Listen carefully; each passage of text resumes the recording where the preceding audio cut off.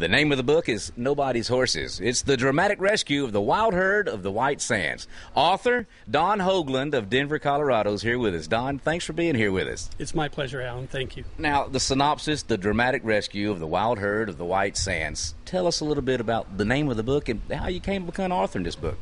Nobody's Horses is entitled as it is because horses on public lands belong to the public. They're nobody's horses. They're everybody's horses.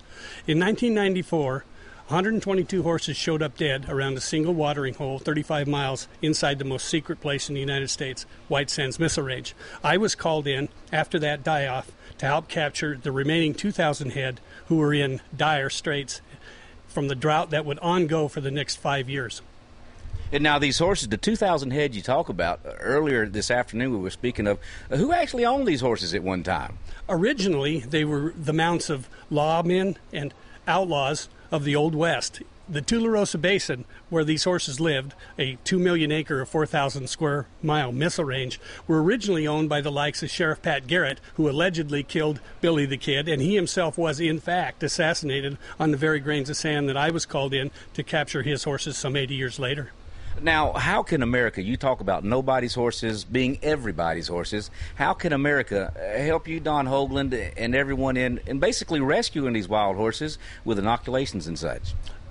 It's a very good question. In our western states, 10 of those states, we have on the order of 25,000 head of free-roaming horses. We also have another 25,000 head that have already been captured and slated for adoption, but because of a change in the Consolidated Appropriations Act of 2004, 25,000 of those horses have the potential to hit a cold meat hook. So I put together Nobody's Horses in great attempt to bring a public awareness to all horse people and animal lovers alike that we can protect these horses in those free-roaming states. And as an equine veterinarian, I've studied fertility control vaccines, and I know that they work. We use them on deer, we use it in geese, we use it in wild pigs in other countries, and we should use this as a management in the wild tool to protect our free-roaming horse.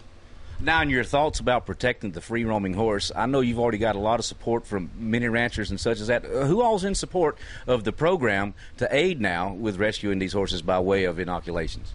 Ranchers who own permits to our public land applaud the use of fertility control for population control in the free-roaming horse, as well as wildlife biologists who would like to see these animals managed in the wild under their natural conditions. Animal advocates also applaud the use of fertility control because it causes very little intervention, though the animal does need to be vaccinated. It causes quite a bit of, quite less stress to an animal. It doesn't disrupt the family groups. And so in large, almost everyone supports the use of fertility control in the wild management of the free-roaming horse. So the basic synopsis is you do away with all the adoptions except for the prison adoptions that you were talking about. I still certainly support the use of capture of some of the horses to pare numbers down in certain herds to manageable fertility control levels, and then use prison inmates, which is an admirable, commendable program set up in many different states to train these horses before they're adopted into the public at large.